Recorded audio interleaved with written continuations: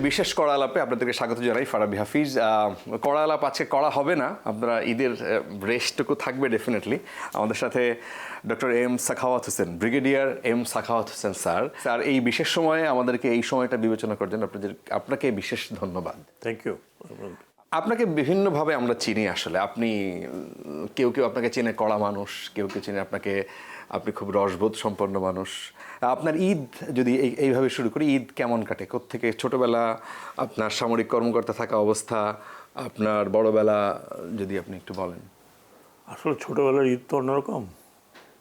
ছোটোবেলাটি ঈদের আনন্দ থাকে, ঈদের অপেক্ষায় থাকে।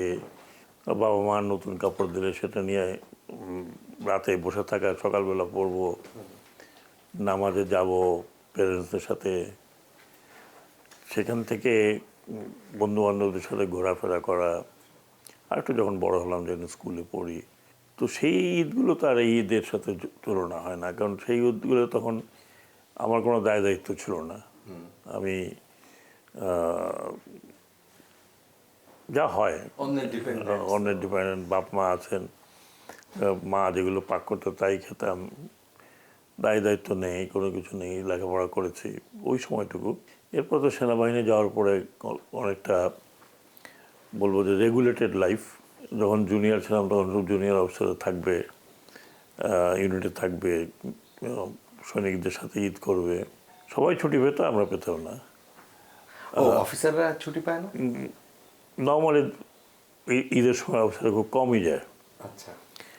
তো সেটা ধারাবাহিকতা বাংলাদেশেও তাই ছিল। আর বাংলাদেশে আমরা ঈদের ছুটিতে খুব বেশি যাওয়া আসার জায়গাও ছিল না, শুধুমাত্র ছোট দেশ, মাঝে মধ্যে পেরেন্টস এসে থাকতো। তো ওইটা গেল। তারপরে যখন আরও বড় হলাম, আরও দায়িত্বে যখন আসলাম, তখনও আবার ঈদ নিয়ে এক ধরনের ওই রকম উচ্ছ্বাস আর কখনো হয়নি। তখন আবার একটু দায়িত্ব বোধে চলে আসলাম যে ঈদের দায়িত্ব তো আছে, যেমন নিজের ছেলেবেলা আছে তাদের জন্য। তো ঈদ এখন যদি আপনি আমাকে জিজ্ঞেস করেন তাহলে একটা দায়িত্বের জায়গায় চলে আসছে। কোন সময়টা সবচেয়ে বেশি মিস করেন? কোন কোন ঈদটা? অবশ্যই ছোটোবেলার ঈদ, যখন আমার কোনো দায় দায়িত্ব ছিল না। কাজে গ্রামের বাড়িতে তো এখন কেউই নাই। মা বাপ ছিল বরিশাল বাড়িতে, তখন মাঝে মধ্যে গিয়েছি, কিন্তু এখন তো তারাও নেই। তো বাড়িতেও কেউ নেই। ঈদে ঢাকার বাইরে যাওয়ার মতো আমাদের তেমন কোনো কিছু নেই যে গ্রামে বাড়ি আছে বা কোনো ফার্ম হাউস আছে বা কিছু আছে, সেরকম কোনো কিছু নেই। স্যারের বিগত শাসন আমলে, মানে এর আগের সরকারের সময় আপনাকে আমরা যতদূর জানতাম টক শোতেও আপনি একটু লিমিটেড হয়ে গিয়েছিলেন, টেলিভিশন থেকেও একরকমের মানে আপনাকে আপনি ভালো বলেন ঠিকই, কিন্তু আমরা এক রকমের ভেতর থেকে বলবো যে ছিল যে এনেন না। আপনাকে 10 বছরে আপনাকে সামরিক অনুষ্ঠান এবং উচ্চশিক্ষা প্রতিষ্ঠানে আমন্ত্রণ জানানো মোটামুটি বন্ধ ছিল বলেই জানতাম। সেই ব্যাপারটা বলবেন যে আপনার উপরে কোনো প্রেশার এরকম আপনি? প্রেশার অ্যাকচুয়ালি আমাকে ডাইরেক্টলি কেউ কিছু বলতো না, বলেনি। এক দুবার স্লাইট যে একটু সাবধানে কথাবার্তা বলবেন, ইত্যাদি ইত্যাদি ইত্যাদি ইত্যাদি।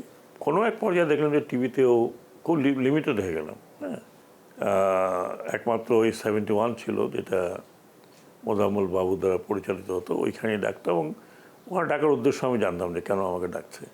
ওই আমাকে দিয়ে মানে বাকি সবাই যারা সেখানে ছিল একরকম আমি যা বলতাম তার কাউন্টার করার জন্যই, আলোচনাটা জমানোর জন্যই। এবং আলোচনাটা যখন কোনো পর্যায়ে চলে গেলে আমাকে বলতো ঠিক আছে, এটা আমরা পরে আলাপ করবো এগুলো নিয়ে।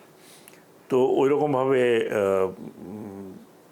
খুব পরিষ্কারভাবে কথা বলতে গেলেই তখন আটকানো হতো। তো অনেকেই আমার বন্ধুবান্ধব বলে আপনি যান কেন? আমি যাই এই জন্য যে একটা কিছু তো এক্সপ্রেস করতে হবে। তো অনেক টিভি ছিল যেগুলোকে বলা হয় যে জানা যেত যে তারা একটু প্রো বিএনপি টিভি, তারা ভয়ে খুব কমই ডাকত। তো আর যারা একটু আওয়ামী ঘেঁষা, তারা প্রথম দিকে ডাকার পরে আস্তে আস্তে আস্তে আস্তে তারাও সরে গেল এখান থেকে। আর সামরিক কোনো স্থাপনা, কোনো আপনার অনুষ্ঠান যেগুলো সবাই যেত, তো আমি কখনো প্রায় 10-11 বছর আমি কোনো আমন্ত্রণ পাইনি। এমনকি যেটা আমরা সশস্ত্র বাহিনী দিবস, 21 নভেম্বর আমার মিসেস রিটায়ার করেছেন, ডক্টর, উনি স্বেচ্ছায় রিটায়ার করেছিলেন। শুধু তার নামে কার্ড আসতো, নিচে লেখা থাকতো উইথ স্পাউস। আচ্ছা, তো ওই কোটায় আমি যাইনি, কখনোই যাইনি, আমার যাওয়ার কোনো প্রশ্নই ওঠে না। তো এইগুলো একবার জিজ্ঞাসা করেছিলাম, আমি কেন ইনভিটেশন পাচ্ছি না, আমি তো কোনো সংস্থার সাথে জড়িত নাই, আমি কোনো রাজনীতির সাথে জড়িত, ওয়াই নট? বলো উপর থেকে নির্দেশ আছে, বলছে এইটুকুই।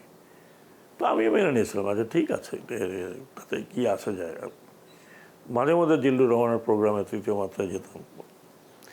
তারপরে দেখলাম যে মোটামুটিভাবে আমার যে বিচরণ ক্ষেত্র কমে আসছে, ছোট হয়ে আসছে। তো এরকম পরিস্থিতি ছিলাম, আমি নিজেই বুঝতে পারতাম। আপনি কারোই আপন হইতে পারেন না এইভাবে, না আওয়ামী লীগ, না বিএনপি, না জামাত, না ইনফ্যাক্ট সর্বশেষ অন্তর্বর্তী সরকার।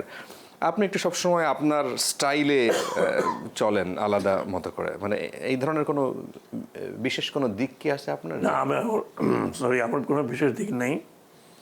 আমার একমাত্র দিক হচ্ছে যে আমি চেষ্টা করছি যে বাংলাদেশে আমি যতটুকু কন্ট্রিবিউট করতে পারি সেটুকু কন্ট্রিবিউট করার, উইদাউট এনি অ্যাটাচমেন্ট। যে আজকে আমি অমুক পার্টির সাথে, তমুক পার্টির সাথে, যেটা ঠিক সেটা ঠিক। এটা যে পার্টি ঠিক কাজ করবে করবে, কিন্তু যেগুলো অনেকগুলো আছে যে আপনি যদি বলেন তাহলে আমি বলতে পারবো যে আমার বাংলাদেশি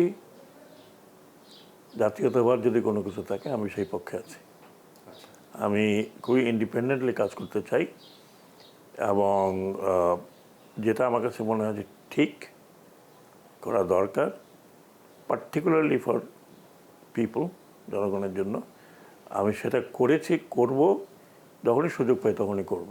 5 আগস্টের ঠিক আগে 4 আগস্ট আপনাকে দেখলাম যে আপনি ওপেনলি ধরেন আওয়ামী লীগ সরকারের বিরোধিতা করে, মানে সামরিক অফিসার হিসেবে অনেকেই সামনে আসেন নাই, কিন্তু আপনারা আসলেন। ওই সময় কি কোনো প্রেশার ছিল বা আপনাদের কোনো অ্যাসোসিয়েশন ছিল যে? না, কোনো প্রেশারও ছিল না, কোনো অ্যাসোসিয়েশনও ছিল না। হঠাৎ করে কয়েকজন আসেন আমার কাছে, এসে বললেন যে এরকম একটা এনাফ ইজ এনাফ, অনেক হয়ে গেছে, এখন আমরা একটু ওপেন হতে চাই, আমরা একটা প্রেস কনফারেন্স করব, সেখানে আমরা আমাদের মতামতগুলো দিব অ্যাজ এ প্রাক্তন সামরিক অফিসার হিসাবে।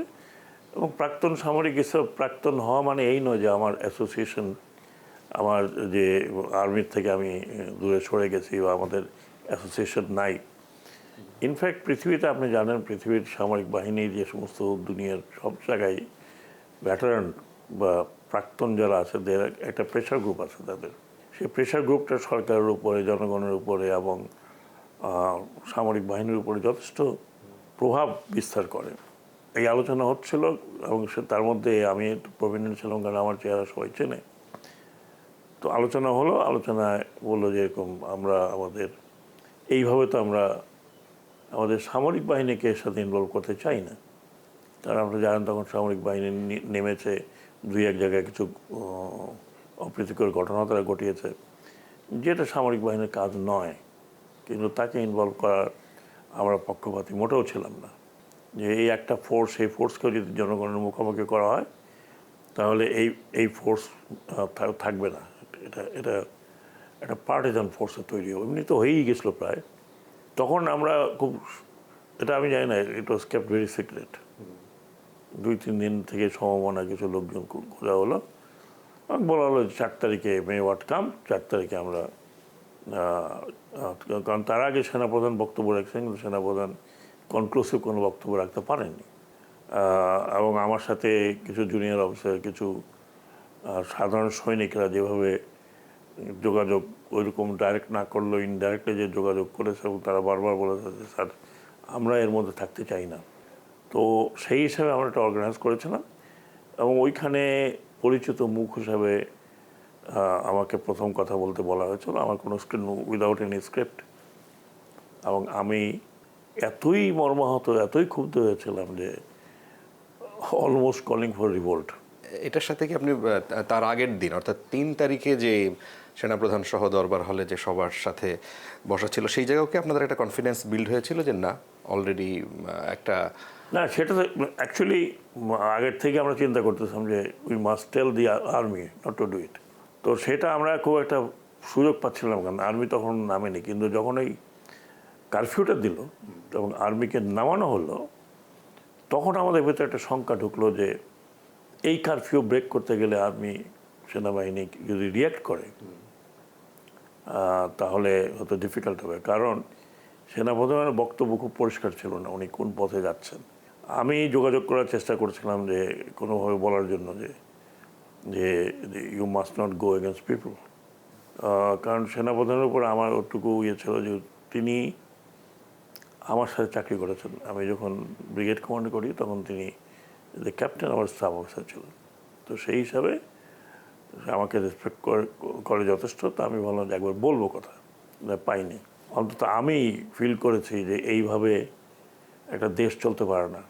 আপনি একটু আগে বলছিলেন যে এক রকমের অ্যাক্টিভিজম কিছুটা দেখা গিয়েছিল আর্মির মধ্যে, সেটা কি পুলিশের মধ্যে যেভাবে, সেটা তো একদম পরিষ্কার ছিল, সেই রকমই কোনো কিছুকে আপনারা? না, দুই এক জায়গায় আমি বলি, দুই এক জায়গায় আমি দেখেছি যে তারা কিছুটা পার্ট নিয়েছিল, অত সিরিয়াস না হলেও দুই এক জায়গায় তারা পার্ট নিয়েছিল। Obviously they were ordered by their commanders. তো সেগুলো নিয়ে আমাদের একটা ভয় ছিল যে কারণ আমি দেখেছি প্রেসিডেন্ট জিয়াউর রহমানের সময়কার 15 আগস্ট থেকে শুরু করে এই সামরিক বাহিনীর ভিতরে কী কী ঘটনা ঘটেছিল। সামরিক বাহিনীর ভিতরে যদি আবার ওইরকম বিশৃঙ্খলা হয়, ওখানে যদি ডিভিশন হয়ে যায় জুনিয়র অফিসার, সিনিয়র অফিসার এবং ট্রুপস, তাহলে এই অবস্থাতে দেশে মারাত্মক অবস্থা হবে। সেরকম কি একটা শঙ্কাও তৈরি হয়েছিল, বিশেষ করে সিনিয়র যারা, একদম সিনিয়র যারা, জেনারেল যারা, সেনাপ্রধানের ব্যাচমেট, আবার জুনিয়র যারা, তারাও লাউডলি কথা বলার সুযোগ পেয়েছিলেন। সে সব মিলিয়ে মনে হয়েছিল যে ওই সময় একটা এরকম আশঙ্কা তৈরি হতে পারে যে হ্যাঁ, সেটাই আমি আপনাকে বলছি। আমাদের ভেতরে ওই একটা শঙ্কা ছিল যে এটা যদি চলে আরও কয়েকদিন, আর যদি সামরিক বাহিনীকে অ্যাকচুয়ালি তাদেরকে অ্যাকশন নিতে বলা হয়, তাহলে সেখানে যদি একটা ডিভিশন হয়ে যায়, তাহলে দেশ এক ধরনের বিশৃঙ্খলা বলেন, গৃহযুদ্ধ বলেন, এটা হবে। এরপরে অন্তর্বর্তী সরকার আপনার নামটা প্রস্তাব করেছিল কে? I have no idea.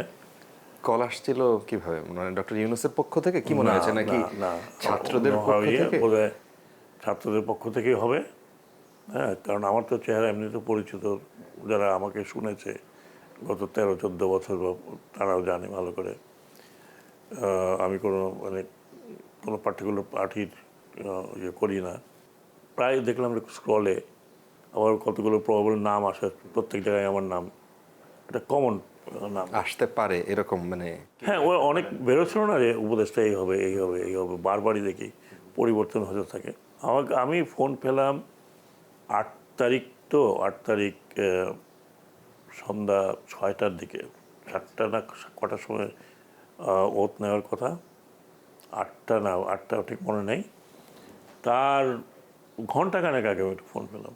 তারপরে মানে জনগণ হিসেবে অনেকেই প্রত্যাশা করেছিলেন যে আপনাকে স্বরাষ্ট্র মন্ত্রণালয়ের মতো মন্ত্রণালয়ে দায়িত্ব দেওয়া উচিত, কারণ এটা নিয়ে আপনার কাজ আছে, আপনি সামরিক বাহিনীতে ছিলেন এবং এটা নিয়ে আপনি বিভিন্ন সময় কথা বলেছেন পুলিশ সংস্কার করা দরকার, এবং পুলিশকে আপনি দেখেছেন যে কীভাবে অ্যাক্টিভিজমে একটা বাহিনী সরকারের দলের অংশ হয়ে যায়। তো সেই জায়গায় প্রত্যাশাও ছিল। আপনি সেখানে মাত্র 9 দিন মনে হয় কাজ করলেন, 8-9 দিন। সেখান থেকে কি আপনাকে সরিয়ে দিল, মানে এই বিষয়টা কেমন ছিল, আপনার অভিজ্ঞতা কেমন ছিল? অ্যাকচুয়ালি আমি চলে আসতে চেয়েছিলাম, টু বি ভেরি ফ্র্যাঙ্ক। আমি ডক্টর ইউনূসকে বলেছিলাম যে আমার কথাবার্তা যেটা মানে খণ্ডিত প্লাস কোনো জোড়াতালি নাই, জোড়া নাই, যা বলেছি তার 3-4 পার্টে চলে আসছে।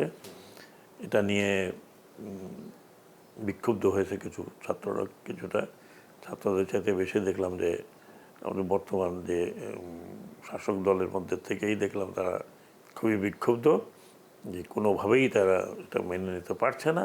তো তখন আমি বলছিলাম যে আমি কি বললাম, তখন ইউনূস সাহেব বললেন যে আমি জানি তুমি কি বলেছো, হোয়াট ইউ মেন্ট এটাও বাট এই সময় এই ধরনের কথাবার্তা হতে এটা অবস্থা এরকম হয়েছে। তাই আমি বললাম ঠিক আছে, then let me come back, let me leave. তো উনি তখন আমাকে অনুরোধ করলেন যে নট টু ডু ইট, যে এখন এই মুহূর্তে এটা করলে পরে প্রথম দিকে এটা হোঁচট খাওয়ার মতো। আমি চিন্তা করলাম তাই। তারপরে রয়ে গেলাম, ভাবলাম যে হয়তো কোনো এক পর্যায়ে দেখি যদি if I cannot cope up, যদি if I cannot do anything for people. আপনি কি ওই প্রেশার থেকেই নিজেকে সরিয়ে নিতে চেয়েছিলেন নাকি ভেতরে আর কোনো প্রেশার ছিল? ভিতরের কথা আমি বলতে পারবো না, ওটা তো এখন বোঝা যাবে বা বোঝা যেতে পারে যদি আমি চেষ্টা করি। হতে পারে আই ডোন্ট নো, হতে পারে, ওটাও হতে পারে, আই ডোন্ট নো। ওটা তো আমি না জেনে আপনাকে আন্দাজে বলতে পারবো না। তো দ্যাটস হাউ আমি পরে যখন আমি নৌ মন্ত্রণালয়ে আসলাম তখন আমি দেখলাম যে এখানে প্রান্তিক মানুষের জন্য কাজ করার প্রচুর জায়গা আছে। So I absorb myself. আমি আর ডানে কে কোন মন্ত্রণালয় কী করছে না করছে, since I had a freedom, আমি উইদিন মাই লিমিটেশন আমার ক্ষমতার মধ্যে যতটুকু করার ছিল আমি গত 1.5 বছর তাই করার চেষ্টা করেছি। এবং সেটার ফলাফল কিন্তু একেবারে আমার সামনে চক্ষুষ। ধরুন উপকূল অঞ্চল, যেটাকে আমরা বলি বে, এই অঞ্চলে কিছু কিছু জায়গায় দেখেন গত 70 বছর বিচ্ছিন্ন ছিল। একটা করে যদি বলি আপনাকে, কুতুবদিয়া, মহেশখালী, সন্দ্বীপ, হাতিয়াতে একটা ইয়ে চলতো আপনার সি ট্রাক, কিন্তু হাতিয়াতে মালামাল নেওয়ার মতো, গাড়ি শুদ্ধ নেওয়ার মতো কোনো ফেরি ছিল না। এবং এটা নিয়ে আমার মনে হয় না যে অতীত সরকার খুব চিন্তা ভাবনায় ছিল। আমার প্রায়োরিটি হিসাবে আমি এগুলোকে কানেক্ট করার চেষ্টা করেছি উইথ ফেরি সার্ভিস। এবং আপনি জানেন, আপনারা এখন জানেন, আমি গিয়েছি, মানে নৌকা দিয়ে গিয়েছি হাতিয়া। আপনি নৌকা দিয়ে হাতিয়ে গেছেন, এখন ফেরি সার্ভিস চলছে হাতিয়াতে। হ্যাঁ, আপনি এই জায়গাটা, এই মিনিস্ট্রিটা মানে আপনি ইয়ে করেছেন, আপনার মনের মতো কাজ করতে পেরেছেন। একদম। কিন্তু এখানে অনেকের আপত্তি থাকে, বা যারা উপদেষ্টা হিসেবে ছিলেন কেউ কেউ আমলাদের কাছ থেকে অসহযোগিতা কিংবা আমলাতান্ত্রিক যে জটিলতা, খুব কমন টার্ম বাংলাদেশে, সেই জায়গায় আপনি কোনো ইয়ে? না, আমি এই কাজ করতে কোনো জটিলতা আমি পাইনি, বরং I got all the help. কারণ আমি সবসময় বলতাম, লোকজন পাঠাতাম, এমন না যে, যেমন আমি আমার যারা কর্মকর্তা ছিলেন যারা কোনো দিন ওইদিকে যান নাই, এখন আমি যদি এখানে ঘরে বসে বলি যে ওই জায়গাতে একটা ফেরি সার্ভিস মানুষ লোকজন আটকে আছে, কোনো রকম নাই, তাকে তো জানতে হবে। সেদিন না জানে তখন তার একটা নানান রকমের ডাউট হবে যে ওখানে দিয়ে কী হবে না হবে, এই হবে। সো আমি যেটা করেছি সেটা হলো, আমার যত নৌ মন্ত্রণালয়ে যত অফিসার ছিল তাদের প্রত্যেককে, ইনক্লুডিং সেক্রেটারি, জি, প্রত্যেককে পাঠিয়েছে এসব জায়গায়। আচ্ছা, ফিজিক্যালি যান? ফিজিক্যালি, জুনিয়র থেকে সিনিয়র পর্যন্ত ইউ মাস্ট গো। আপনাদেরকে যেতে হবে, আপনাদেরকে দেখেন উপকূল কী জিনিস, how those people are living. আমার কাছে এসে অনেক সিনিয়র অফিসার চোখ দিয়ে পানি বের করে দিয়েছে একদম, মানে যে স্যার কোনো দিন রিয়েলাইজ করিয়ে নেয় যে এই মানুষগুলো কীভাবে থাকে এখানে।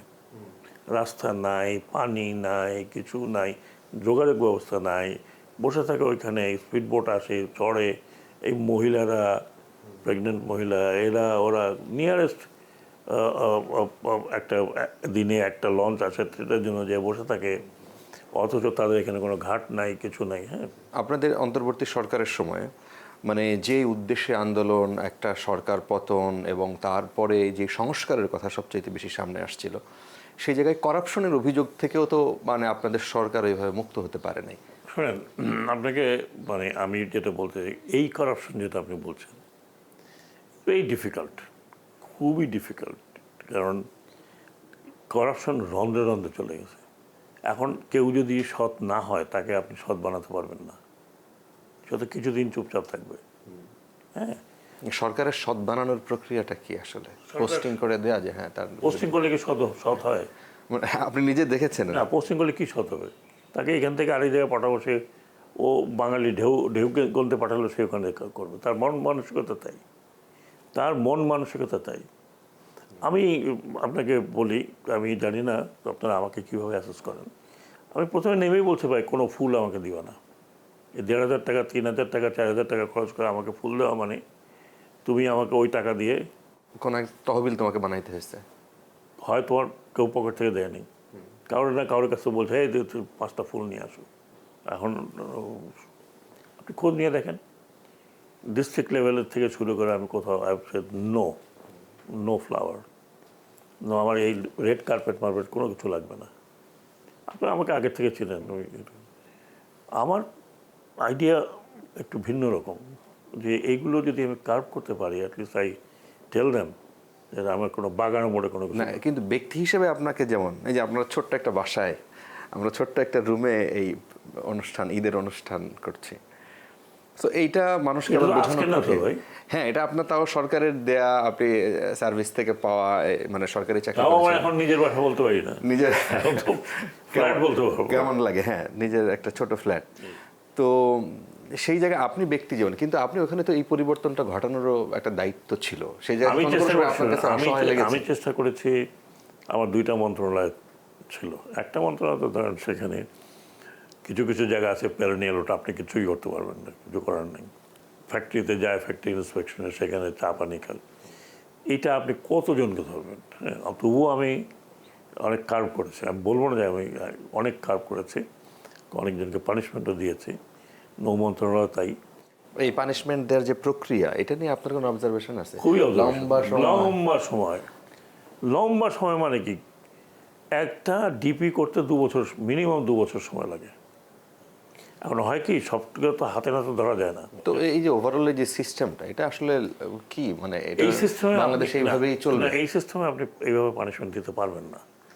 এইভাবে এই পানিশমেন্ট দিতে গেলে আপনি আজকে সে ধরেন একটা সরকার 5 বছর থাকবে, 2 বছরের মাথায় একটা গভর্নমেন্ট পাইলো যে সে এটাই করতেছে। এখন তারে রেখে তাকে যদি আপনি ইনভেস্টিগেট করতে যান, তারপর তারও আছে, আপনি করলেন ওগুলো কোর্টে, ওই দ্যাটস নট দ্য এন্ড, চলে গেল কোর্টে।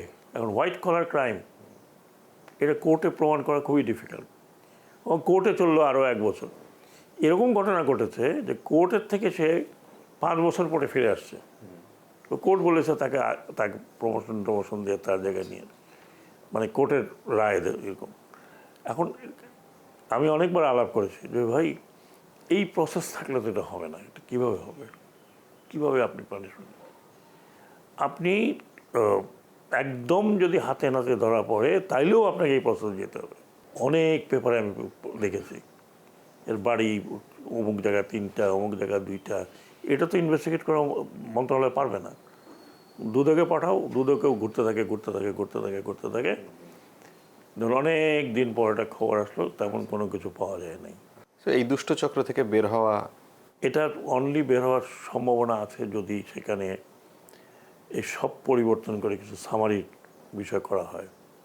তারপরে কোর্টে যাবে, কোর্টে যাক, কিন্তু কোর্টে যাক, সে কোর্ট থেকে এখন এইসব প্রমাণাদি যতই আপনি বলেন বা আমি উত্তর দিই, ইটস ভেরি ডিফিকাল্ট। কে কোথা থেকে টাকা নিয়ে কোথায় রেখেছে, এটা ইনভেস্টিগেশন তো কোনো মন্ত্রণালয় করতে পারবে না। আর কেউ যদি বলে উনি এই টাকা নিয়ে দুবাই পাঠাচ্ছেন, লেটস সে কথার কথা, এখন তাই শুনি, কিন্তু প্রমাণ করতে হবে তো। এখন দুবাই পাঠাচ্ছেন, তো প্রমাণ কি? আপনি পত্রিকায় বহুত কিছু লিখলেন। এখন আমি যদি যেই সংস্থা করবে তাকে পাঠাই, তার তো প্রসেস আছে, সে দুবাইতে আছে কি না সেটা খবর নিতে হবে, ফিজিক্যালি যেতে হবে। তো এইগুলো আপনার ঠিক আছে, দুবাইতে পাঠাচ্ছে সেটা না হলো, কিন্তু যেগুলো হাতে নাতে ধরা পড়ছে বা যেগুলো অন্য কোনো ডিসিপ্লিনারি কেস, সেগুলোকে আপনি যদি এই প্রসেসে যান তাহলে ডিফিকাল্ট। আর কি হবে, এখান থেকে আপনি ওখানে আরেক জায়গায় বদলি করবেন। আপনি, আমরা যদি ওই আলোচনায় আবার যাই, যে আপনি স্বরাষ্ট্র মন্ত্রণালয় থেকে যখন আপনি একটা বক্তব্য দিয়েছিলেন যে আওয়ামী লীগকে গোছানোর পরামর্শ দিয়েছিলেন, আপনি বলেছেন যে আওয়ামী লীগ বড় দল, অনেক কন্ট্রিবিউশন আছে, এবং সেই প্রেক্ষাপটে এরকম একটা বক্তব্য দেওয়া, সেটা একটা সাহসের ব্যাপার ছিল আপনার। এখন যদি ওই জিনিসটা রিকল করেন, আমি বলি কি, আমি পরে রিয়েলাইজ করলাম যে that was not the time. আচ্ছা, বলাটা ঠিক হয়নি, বলাটা ঠিক হয়নি, কিন্তু আমি যেভাবে বলেছি সেটাও ঠিক মতো প্রচারিত হয়নি। কারণ কেন প্রচারিত হয়নি এটা আপনারা জানেন, তখন লোকে পুরাটা যদি হয় তাহলে লোকে বলবে যে এই বিষয়ে আপনার আসলে ইয়েটা কি, মানে আপনার আমার আমার আমার যেটা ছিল যে একটা এই দলের যে যারা অন্যায় করেছে they should be pin pointed, তাদের বিচার হওয়া ডেফিনেটলি উচিত, কারণ এটা কোনোভাবেই ছেড়ে দেওয়া যায় না। কিন্তু একটা দলে কি 100% তো লোকের মধ্যে ইনভলভ ছিল না, এখানে টপ টিয়ারের লোকজন যারা সিদ্ধান্ত নিয়েছে, যারা সিদ্ধান্তে হেল্প করেছে, দে মাস্ট বি, যারা বিদেশে পালিয়ে গেছে দে অলরেডি প্রুভড, নাহলে পালাবে কেন, নাহলে এখানেই জেলে যেত। আপনি পালালেন কেন, আমার কথা ছিল আপনি পালালেন কেন, আপনি এখানে জেলে যেতেন, ফেস করতেন, পাবলিককে ফেস করতেন আপনি। এমনি আপনার ভিউটা কি আসলে, মানে এখনো কি মনে করেন যে আসলে এখন তো এই সরকারই বলছে, সবাই বলতেছে একই কথা। হ্যাঁ, জনাব তারেক রহমান তো নিজেই বলেছেন, প্রধানমন্ত্রী, যে আমরা কোনো রিভেঞ্জে যাব না, আইন যা বলে তাই। হ্যাঁ, তো তখন আমি বলেছিলাম আরও কতগুলো কারণে, কারণ দেখেন পুলিশকে আমাকে কার্যকর করতে হবে, যেটা অনেকে ক্যালকুলেট করে নাই। আমি আগের থেকে যে জানতাম যে পুলিশ গত 15 বছর বা 16 বছরে 100% recruited, almost 100% constable recruited by ওই দল, নাহলে পুলিশ এইরকম লয়াল যেভাবে করেছে at the level of mid ranking officer, সব তো 15 বছরের, সব তো হাসিনার সময়কার, ইভেন অফিসার সবই হাসিনার সময়কার। এদেরকে কনফিডেন্সে না নিলে, এদেরকে কনফিডেন্সে নিতে হলে বলতে হবে যে তোমাদের যা হয়েছে হয়েছে, ওই পার্টির যারা তোমরা রিক্রুট হয়েছো ইনডাইরেক্টলি, ফরগেট অ্যাবাউট ইট, তোমরা তোমার কাজ করো, ইউ আর ইন ইউনিফর্ম। আচ্ছা এই মেসেজটা আমি তাদেরকে আগে দিয়েছিলাম যখন আমি কথা বলি, আচ্ছা যে আমি জানি গত 15 বছরে বেশিরভাগই অমুকের সুপারিশ, অমুকের সুপারিশ, অমুকের সুপারিশ হয়েছে, যারা ইন্সপেক্টর লেভেলে আছে বেশিরভাগই ছাত্রলীগ, যুবলীগ, এখান থেকে তো এসছে। So they had to be given a confidence,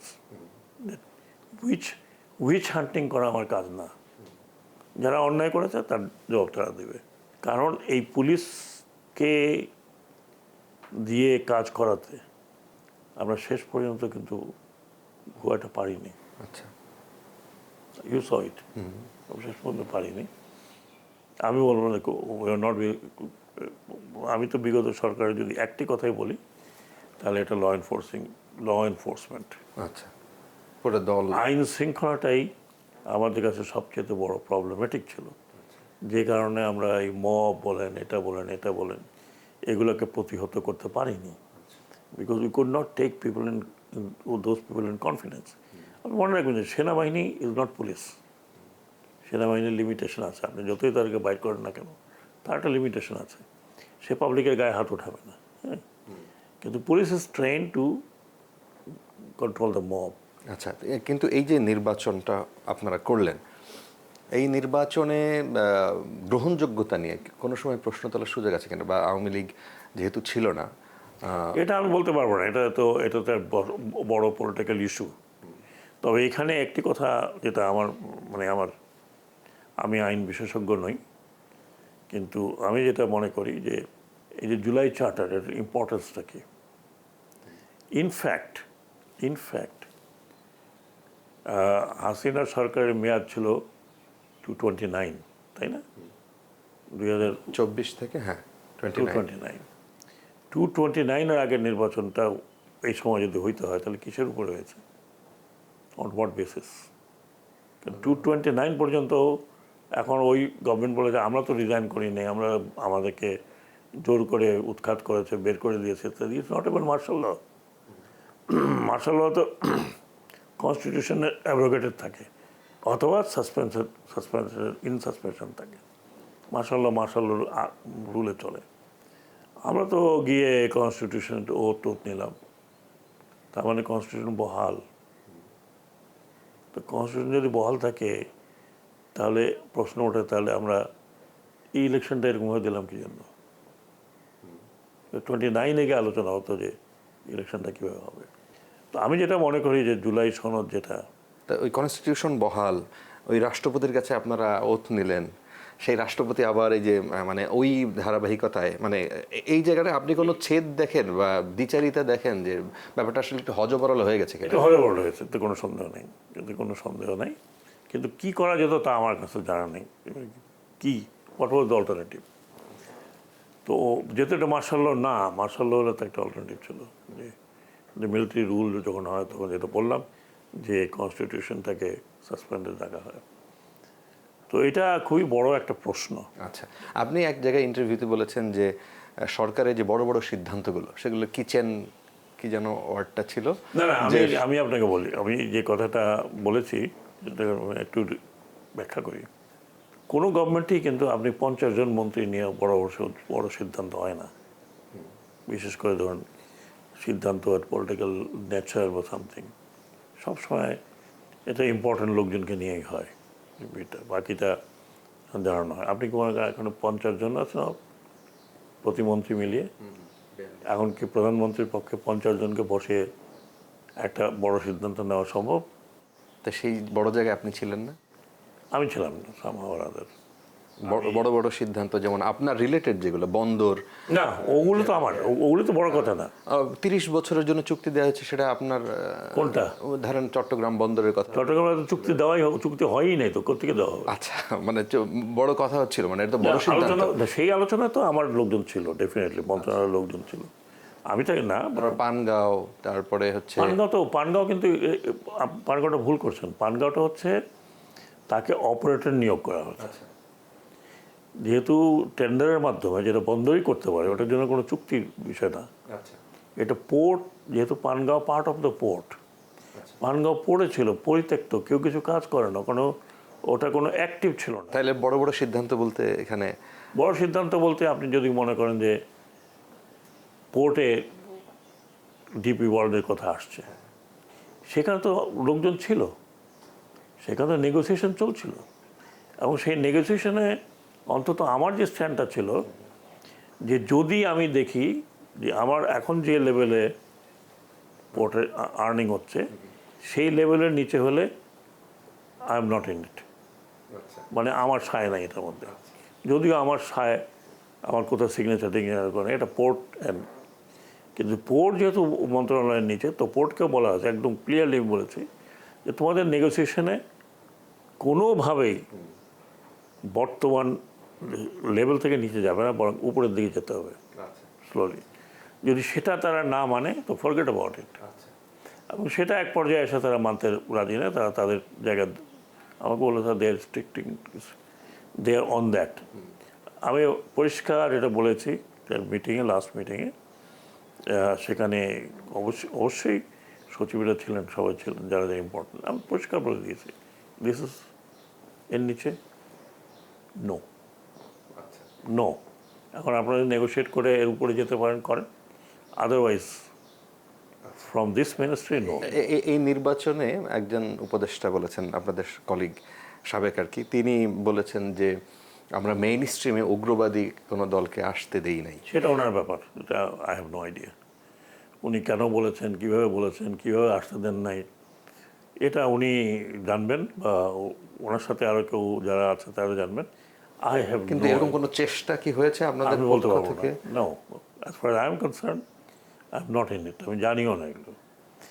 এমনকি পলিটিক্যাল পার্টির সাথে আলোচনা হবে, সেখানেও আই হ্যাভ নট ইনক্লুডেড। তার মানে এগুলোই বড় বড় সিদ্ধান্ত যেগুলো স্কিপ করা হচ্ছে, মানে সবাইকে রাখা হয় নাই। যেটা বললাম হয়তো আমাকে তত ইম্পর্টেন্ট মনে করেনি, আমিও খুব একটা বদার করিনি। আপনি আপনার মতো ছিলেন, আমি আমার মতো। আপনার একজন কলিগ তিনি এই সরকারের আবার মন্ত্রী হয়ে গেলেন। আপনি ফরেন মিনিস্টারের কথা বলছেন? He was sitting beside me. I was surprise. যেদিন ভোট দিতে হয় ওই দিনই তার কাছে যখন ফোল্ডারটা দেখলাম, তখন আই ওয়াজ থান্ডারস্ট্রাক। অ্যাটলিস্ট আমরা তো জানতাম না। আমার মনে হয় মোস্ট অফ আপনি এরপরে যদি আরও উপদেষ্টাদের সাথে, তৎকালীন উপদেষ্টার সাথে কথা বলেন, everybody will say we didn't know it. I had no idea. আমি যখন দেখলাম, দেখে আই ওয়াজ লিটল সারপ্রাইজড যে ব্যাপারটা কি। 2 দিন আগে না তার বিরুদ্ধে নানান রকমের কথাবার্তা শুনলাম। এবং তার পদত্যাগও চাইলো ওই দল। এখন আমি ঠিক বলতে পারবো না যে হোয়াট আর দ্য কনসিডারেশন। কিন্তু তিনি যেভাবেই আসেন বা বিবেচিত হন, কিন্তু তার ছিল কিনা, মানে এটা কনফ্লিক্ট অফ ইন্টারেস্ট।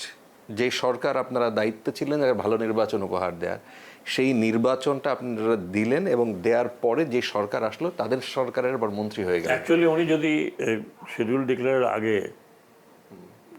এই না থাকতেন তাহলে এই কন্ট্রোভার্সিটা হতো না। শিডিউল ডিক্লেয়ার আগে এখানে প্রশ্ন তোলার সুযোগ আছে কিনা? কেউ তুলতে পারে। কারণ আমার যদি ইচ্ছা ছিল যে আমি ইলেকশন করব, লেটস সে, তাহলে আমি এই উপদেষ্টা মণ্ডলীতে ছিলাম।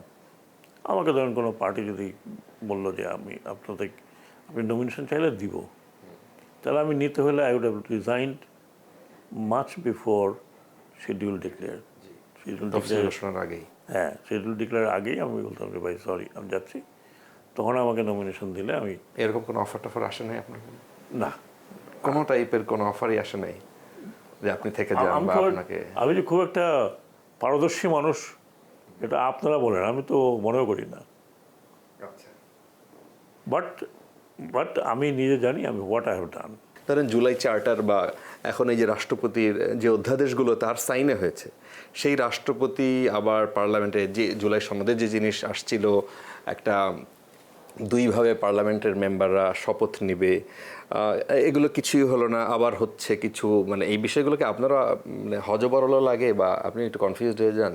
আমি তো কনফিউজ, কারণ যেখানে পার্টি প্রধান নিজেই বলেছেন হাতে ভোট দিন, এবং তখন সবাই বলেছে, এনারা তো ছিল, আমি তো বুঝিয়ে বললাম যে আমি ওই নেগোসিয়েশনের সাথে ছিলাম না, কিন্তু ওনারা ছিলেন, তো ওনারা সাইন করেছেন। এবং এটা যখন পার্লামেন্ট ক্যাবিনেটে এটা প্রচার দেওয়া হলো, তখন আমি পড়লাম এটা। কিছু কিছু জায়গায় কয়েকজন আপত্তি ছিল, ঠিক আছে, 2-4টা জায়গায়, বাট মেজরিটি তো এভরিবডি ইজ অ্যাকসেপ্টেড ইট।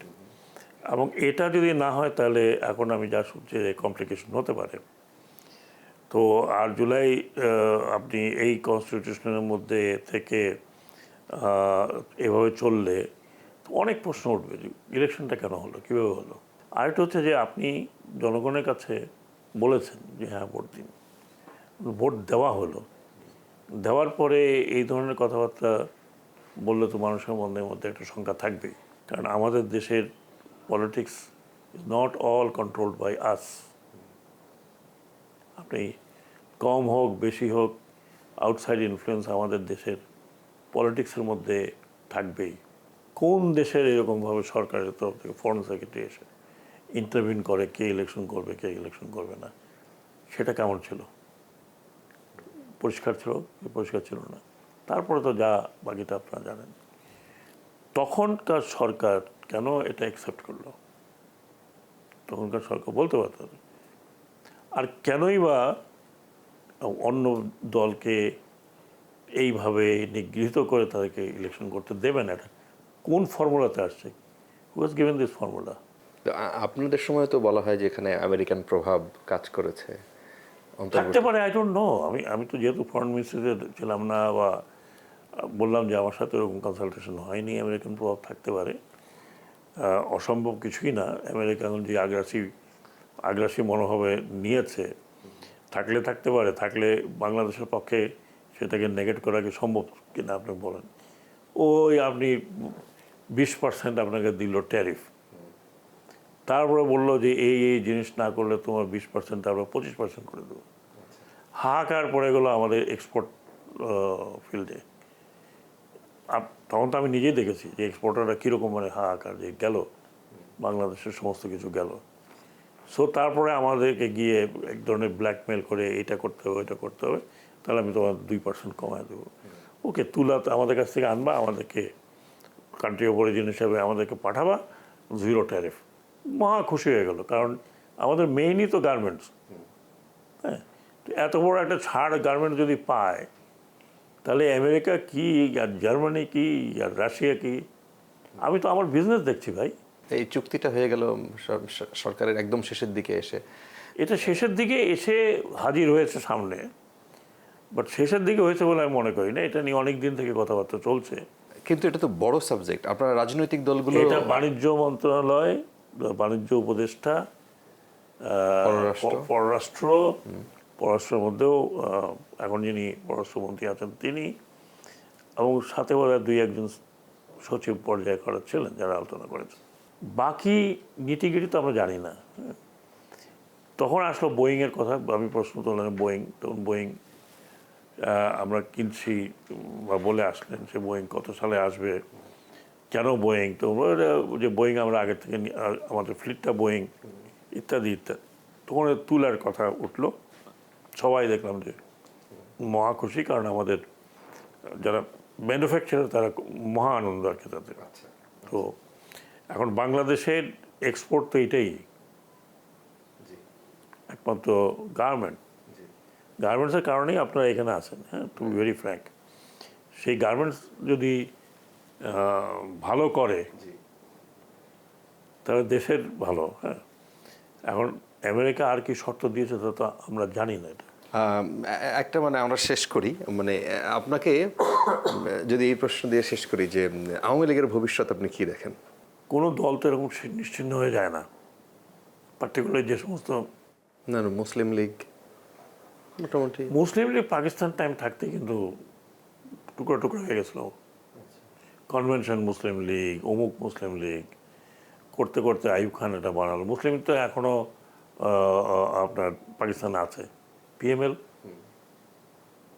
আবার PML Q, Pakistan Muslim League Nawaz, PMLN, PML Q, PML হিসাবে তো আছে।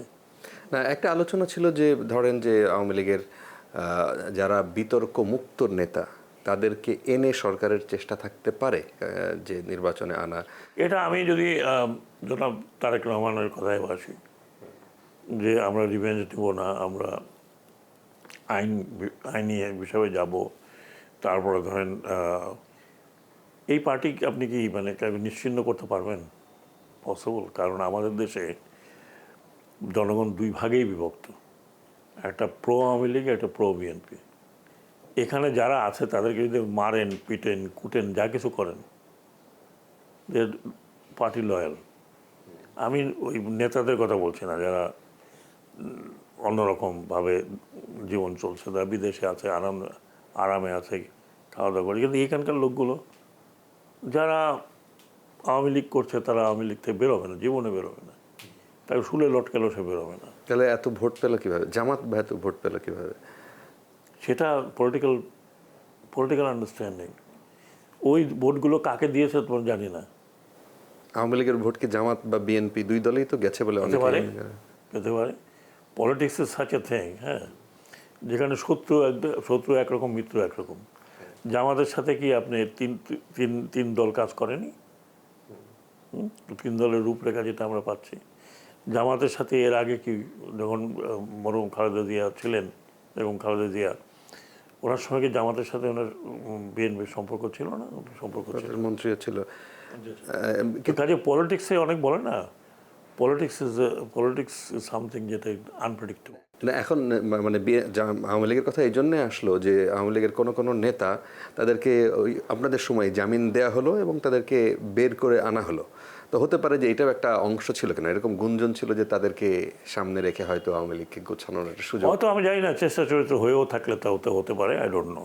হয়তো সেটা ডিডন্ট ওয়ার্ক। বাট দুই একজন ছিলেন যারা, যেমন মান্নান সাহেব, সাবেক পরিকল্পনা মন্ত্রী, ওনার সম্বন্ধে তো কোনো কিছুই ছিল না। উনি তো ভেরি, আমার জানা মতে very straight forward honest person.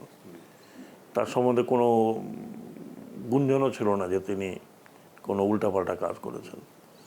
তো ওনার যথেষ্ট জনসমর্থন আছে তার এলাকাটার মধ্যে। আমি ওনাকে ভালো করে চিনি যখন উনি সার্ভিসে ছিলেন। তো এই ধরনের লোককে যখন অ্যারেস্ট করে। আরেকজন ছিল ঢাকার সাবির হোসেন চৌধুরী, তাকেও তো ইয়ে দেওয়া হলো। হ্যাঁ, এই দুই একজনকে, ওনাকে তো মান্নান সাহেবকে তো দেওয়া হয়েছে। মান্নান সাহেবকে শারীরিক অবস্থা অনেক কিছু বিবেচনা করে। সাবির হোসেন চৌধুরী সাহেবকে কেন দিয়েছেন সেটা আমি বলতে পারবো না, সেটা আপনি বলতে পারবেন, আদালত এবং আইনমন্ত্রী। তো জানি না, অনেক গুঞ্জন তখনও শুনেছি যে ওনার সাথে কারো বাইরে কেউ নেগোশিয়েট করছে বা করছে না, I don't know, which is not actually is not known to me, আমি জানি না। তো অনেকে বলেন আপনি ক্যাবিনেটে ছিলেন, জানেন না, কারণ সব কিছু কি ক্যাবিনেটে আলোচনা হয়? সব কিছু তো আলোচনা হয় না। আর আমিও গিয়ে বলবো যে, ক্যাবিনেটের বাইরেও ক্যাবিনেট এটা তো আমি বলিনি, এটা তো এখন দুই উপদেষ্টাই বলছেন। একজন আগে বলেছেন, একজন তো এখন উনিও তো বললেন এই কথার পেটে কথা তো বললেন যে আমরা আসতে দিইনি। আমরা বলতে এখন কে, আপনি জিজ্ঞেস করুন বাকিদের। তো এটা আগে যেরকম বললাম, সব জায়গাতেই আপনার থাকে। আবার যেই সরকার ধরেন না কেন, একদম শুরুর থেকে আওয়ামী লীগের গভর্নমেন্ট বলেন, পরবর্তী পর্যায়ে জিয়া সাহেবের গভর্নমেন্ট বলেন, একটু শক্ত আলোচনা, আমাদের প্রোগ্রামের নামই কড়া আলাপ, কিন্তু কড়া আমরা করতে চাই নাই আর কি। আপনি অনেক কিছু বললেন। ভালো করেছেন, কারণ করলে করার উত্তরও পেতেন না। এখন কি করবেন এই সময়টাতে? মানে এখন তো আপনি তো, আপনার রিটায়ারমেন্ট নাই তো। দেখি কি করা যায়, বলতে পারবো না এই আপনি মুহূর্তে। ঘুরে ঘুরে বেড়াবেন, মানে এরকম কিছু চিন্তা করছেন? ঘুরে ফিরে তো বেড়াবোই, না ঘুরলে আমি তো এখন একবারে আল্লাহর রহমতে একবার অক্ষম হয়ে যাই, নিজে নড়াচড়া করতে পারছি না। ঘুরে বেড়াবো। আজকেও চিন্তা করতেছে আমার বন্ধু বান্ধবের মিলে যে কোথায় যাওয়া যায়। আচ্ছা তো একবার বললাম যে চলো যে শ্রীলঙ্কা যাই। আচ্ছা তো আমার এমনই যে আমি ছাড়া বাকি সবাই শ্রীলঙ্কা 3 বা 4 বার করে গেছে। সো বলে যে না, ওর বাদ দেন, আমাদের অনেক বন্ধু বান্ধব কলকাতায় আছে, যাই।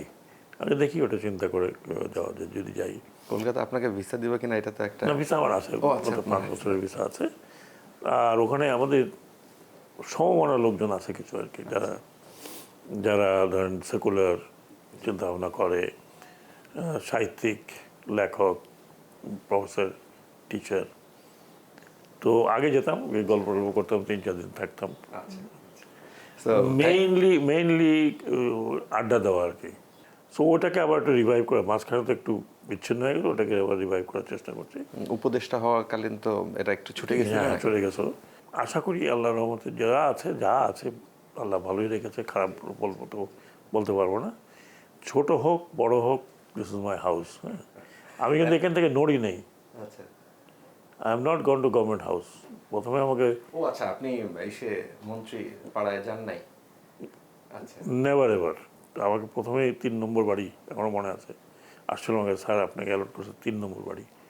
তবে কেন? গাড়ি তো নিছিলেন? গাড়ি আমার ওই একটা গাড়ি, আচ্ছা যেহেতু আমি অফিসে যেতাম, অফিস থেকে আসতাম। আচ্ছা আচ্ছা আমার বাকি গাড়ি, প্রাইভেট গাড়িগুলো আমার বাসায় ইউজ হতো।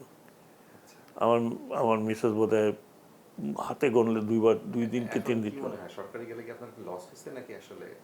একটা লাভ হয়েছে আমার, আচ্ছা আই হ্যাভ নোন বাংলাদেশ খুব ক্লোজলি। আচ্ছা আমি সাধারণ মানুষের সাথে যুক্ত হতে পেরেছি। এমন এমন জায়গায় যোগাযোগ ব্যবস্থা করে দিয়েছি যেখানে মানুষ কল্পনাও করতে পারে না। হয়তো নাম বললে আপনার জানবেন না এটা কোথায়। একেবারে সমুদ্রের ওখানে বিচ্ছিন্ন টোটাল। হ্যাঁ, একটা লঞ্চ যায় কাম টাইমে। সোনাদিয়া, তারপরে এটা সোনাদিয়া তো আপনারা নাম জানেন। আচ্ছা ঢালচর, লালচর, আপনার নাম জানি। ঢালচর কিন্তু 2টা। হ্যাঁ একটার নাম জানেন, একটার নাম জানবেনও না। আচ্ছা একটা আছে একদম এইদিকে মানুষ থাকে, ওইদিকে বে অফ বেঙ্গল। আচ্ছা আচ্ছা হ্যাঁ, এই আর 1 মাস পরে ওখানে আপনি যাইতে হলে আপনাকে সিন্দাবাদ হইতে হবে। হ্যাঁ, ওইখানে এতগুলো বছর শুধুমাত্র একটা লঞ্চ ঘাটের জন্য মানুষের ওঠা নামা ডিফিকাল্ট হয়ে গেছিল। আমি ওখানে ব্যক্তিগতভাবে গিয়েছি, এমন না যে আমি না গিয়ে, আমি ব্যক্তিগতভাবে গিয়েছি। আমি আগে আমার অফিসারদের পাঠিয়েছি, যাও দেখো, তোমরা রেকমেন্ড করো। এরকম জায়গায় আমি এরকম দুর্গম জায়গায় গেছি, যেটা অনেকে নামও জানে না, বলে অনেকে শুনেও নাই, দেখেও নাই। সো এই মানুষের সাথে কানেক্ট হতে পেরেছি। এখন কি মনে হয় যে ভবিষ্যতে নির্বাচন করার কোনো প্ল্যান আছে? ভবিষ্যৎ আর কোথায়, এখন 5 বছর পার হবে, 5 বছরেই আল্লাহ জানে কি অবস্থা হবে না হবে। বাট আই ফিল্ড, আমি একটা যেটা মানে আমি মানুষজনের জন্য কাজ করতে, ছোটোখাটো হলেও করতে আমার খুব ভালো লাগে। আচ্ছা স্যার, অনেক ধন্যবাদ এই ঈদের সময়, এই ব্যস্ততার মধ্যে আমাদেরকে সময় দিয়েছেন। থ্যাংক ইউ স্যার, ভালো থাকবেন। থ্যাংক ইউ, ধন্যবাদ। তো আজকে কড়া আলাপ কতদূর করা হলো আমরা ঠিক জানি না, আমাদেরকে এখানেই শেষ করতে হচ্ছে। সবাইকে আবারও ঈদ মোবারক।